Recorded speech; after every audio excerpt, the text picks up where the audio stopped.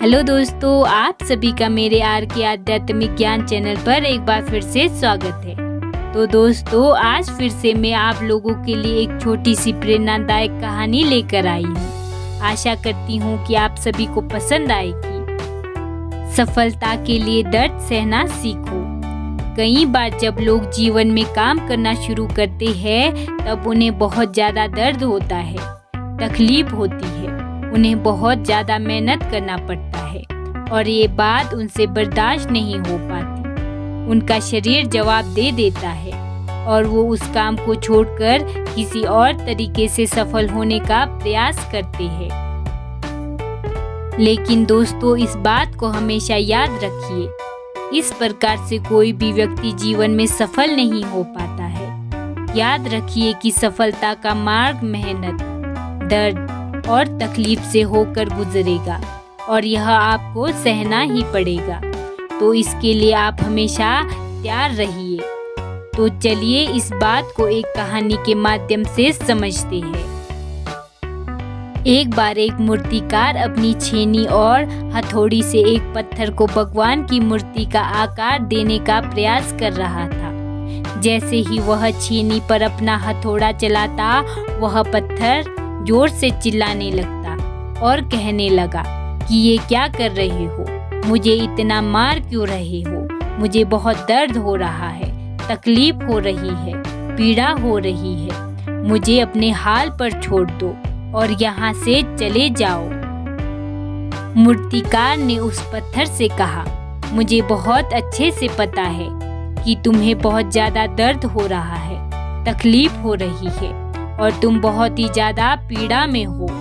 लेकिन यदि आज तुमने इस दर्द को नहीं सहा, इस तकलीफ को नहीं सहा, तो जीवन भर तुम इसी प्रकार पड़े रहोगे। मुझे पता है कि तुम में आगे बढ़ने की अपार संभावना है। तुम एक बहुत अच्छे पत्थर हो, लेकिन यदि तुम इसी प्रकार से रहोगे तो कभी भी आगे नहीं बढ़ पाओगे। इतना कहकर मूर्तिकार औजार उठाए ही थे कि पत्थर फिर से चिल्लाने लगा, गिड़गिड़ाने लगा, विनती करने लगा कि मुझे अपने हाल पर छोड़ दो। मुझे पता है कि जीवन के लिए कौन सी चीज़ सही है और कौन सी चीज़ गलत है। मुझे बहुत ज़्यादा दर्द हो रहा है। अब मैं इस तकलीफ को बहुत ज़्यादा नहीं सह सकता। मैं जिस हाल में हूँ, मुझे उस हाल में छोड़ दो और तुम यहाँ से चले जाओ। उस मूर्तिकार ने फिर से उस पत्थर को समझाने की कोशिश की। ज़्यादा अधीर मत बनो और अपने सब्र को बनाए रखो। थोड़ी देर और इस दर्द को सहो। यदि इस दर्द को सह लिया तो मैं भगवान की मूर्ति के रूप में तुम्हारी स्थापना करूँगा और फिर दूर दूर से लोग तुम्हारी पूजा करने आएंगे और पंडित और लोग तुम्हारी सेवा करेंगे। लेकिन पत्थर ने उस मूर्तिकार की एक भी बात नहीं मानी। वह चिल्लाता रहा और अपनी बात पर अड़ा रहा। मूर्तिकार ने उस पत्थर को समझाने की बहुत कोशिश की, लेकिन वो पत्थर नहीं माना। अब मूर्तिकार भी थक चुका था और वह उस पत्थर को छोड़कर आगे बढ़ गया और थोड़ी ही दूर जाकर देखा कि एक और बहुत ही अच्छा पत्थर वहां पड़ा हुआ है। उसने छेनी और हथौड़ा उठाया और उस पत्थर को मूर्ति बनाने के लिए तैयार हो गया।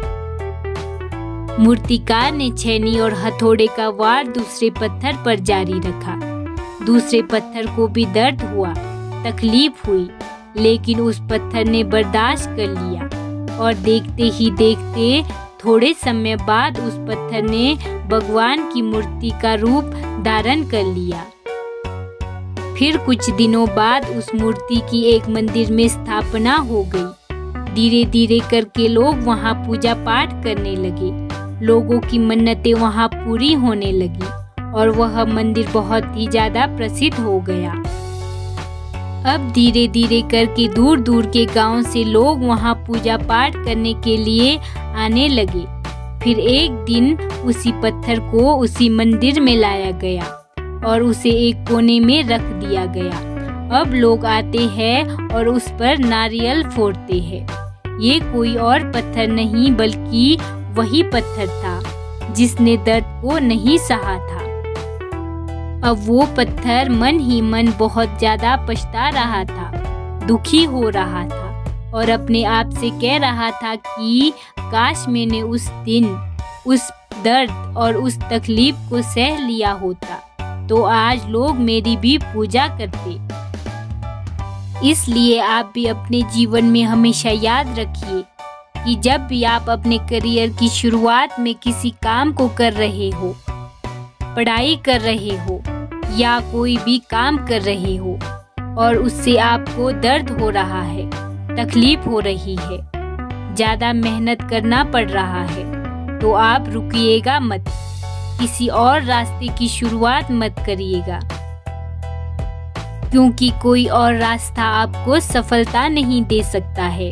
आपको उस दर्द को, उस तकलीफ को सहना ही होगा और उस दर्द को, उस तकलीफ को सहकर आप ज़्यादा मजबूत बनेंगे और तभी आप अपने जीवन में आगे बढ़ पाएंगे।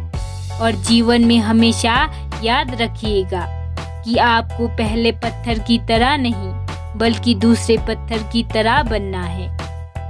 तो दोस्तों, कहानी कैसी लगी कमेंट करके ज़रूर बताएं और यदि कहानी दिल से पसंद आई हो तो एक लाइक ज़रूर करें और साथ ही साथ मेरे चैनल को भी सब्सक्राइब ज़रूर करें और बेल वाले आइकन को दबाकर ऑल को क्लिक करें ताकि जब भी मैं ऐसे ही प्रेरणादायक कहानियाँ लेकर आऊँ तो सबसे पहले नोटिफिकेशन आपको मिले।